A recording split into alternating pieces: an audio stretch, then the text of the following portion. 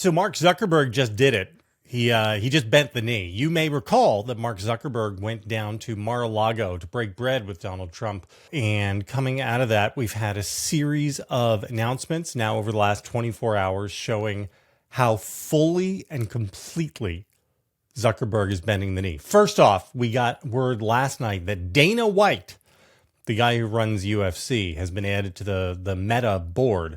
Why Dana White? Because he knows a lot about punching and punching. And I guess look, the answer is, of course, the cover they will give is that Dana White and Zuckerberg know each other since Zuckerberg is a real MMA head now, and that they have a lot of mutual respect and blah, blah, blah, blah, blah, blah. Yeah, but of course, this is all about Trump. Dana White is fully on board with Trump. You'll remember that he spoke at the Republican National Convention endorsing Trump. This is all just pulling somebody who is actually on the inner circle of Trump under the tent of Facebook and at the highest levels of it, so that Trump will have a voice at the highest levels of Meta's governance. Then this morning, we had Joel Kaplan, who is the new Meta head of lobbying in DC, going on to Fox News to announce that they are doing away with their fact-checking. They ain't going to do fact-checking no more. They're going to move to community notes, like another one of our great social platforms, Twitter/X does. Because God knows, when we think about successful content moderation, we all hold up Elon Musk as the shining beacon for all of us. We're going to get rid of fact checkers and replace them with community notes, similar to X, starting in the US. So somebody can write a note, and then the way it works is different people on the platform can sort of vote on that note. And if you get people who usually disagree, who all say, yeah, that sounds right, then that note gets put on the post and people see it. And while he was there, I want to get this quote right, on Fox, Joel Kaplan said, there is a real opportunity here with President Trump coming into office with his commitment to free expression for us to get back to those values. There's a real opportunity here with President Trump coming into office with his commitment to free expression for us to get back to those values. Because Donald Trump is the example of a commitment to free expression in this country. Are you forking kidding me? Anyway, all of this is obviously ridiculously transparent. And it reminds me a little bit of, as we've seen the Washington Post unravel over the last couple of weeks, there was a story that came out of that where the Post's new MAGA-friendly publisher asked one of the top editors there, what could we do to really go and attract more Trump voters to read the Post? And this editor supposedly answered, I don't know, lie to them? Because that's about it, right? If you want to attract Trump voters, you need to sound like Fox or OAN or Newsmax or Breitbart. And these are places you will recall, Fox just had to pay, $800 some million to settle a defamation case. This is not, these media companies are not good examples.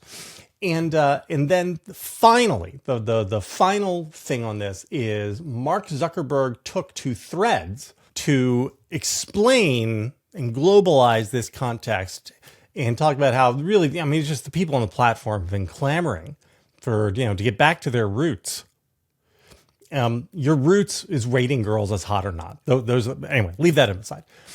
And said that in addition to everything else, they're going to move their fact-checking, content moderation, community stuff. They're going to move that stuff physically out of California and down to Texas. Get it? Get it, guys? Please be nice to us. Please don't hurt Meta.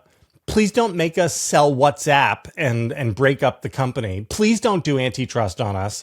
We'll put the people who are in charge of content moderation down in Texas where the workforce is famously friendly to like abortion rights and trans rights and all sorts of stuff like that. We'll do that. And I don't know, like maybe we'll share staff with Twitter or something. I don't know. Please be nice to us. I want to say a couple things here because it's insane. The first of which is Mark Zuckerberg hates Elon Musk so much, and the feeling is mutual, that you may recall that Elon Musk was like chasing Zuckerberg around for several months a couple of years ago, just challenging him to a fight. He wanted to physically fight Mark Zuckerberg and he kept asking over and over. There was even a story about Elon Musk like driving up to one of Zuckerberg's houses in the middle of the night looking to see if he wanted to step into the cage and duke it out.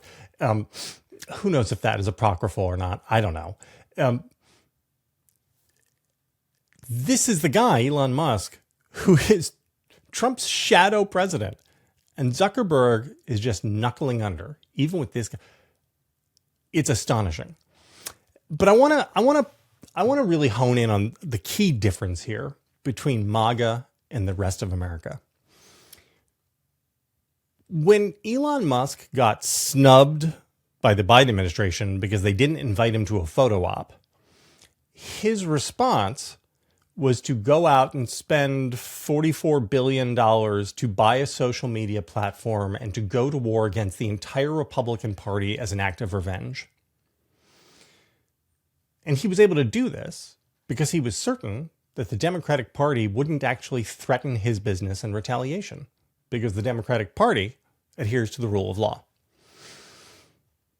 When the shoe is on the other foot, and it is made abundantly clear to American business leaders like Mark Zuckerberg that the new administration will absolutely come and start their business if they don't get on board, there is no urge for retaliation. There is no acknowledgement that like, hey, I'm Mark Zuckerberg. I'm worth $200 billion. I am untouchable. And I own a whole bunch of giant platforms. I own Facebook, and I own WhatsApp, and I own Instagram, and I own Threads, and I've even got the metaverse in my back pocket. You want to mess with me? I'm going to mess with you. No, that's not what he does. He says, we'll stop the fact checking, sir. Will that be enough? Oh, you'd like us to put the entire content moderation team in Texas so you can keep it close? Okay, sure. Yes, sir. Oh, you'd like one of your friends on the board? Oh, okay. Yeah, sure. The turtle guard here on the part of Mark Zuckerberg is shocking. And it's why Trump and the MAGA guys get away with it. Because whatever else you want to say about them, they can smell weakness. And they look at Mark Zuckerberg, they can tell a squealer. He'll find him and make him squeal. I know the squealers when I see them. When they look at Mark, good luck, America.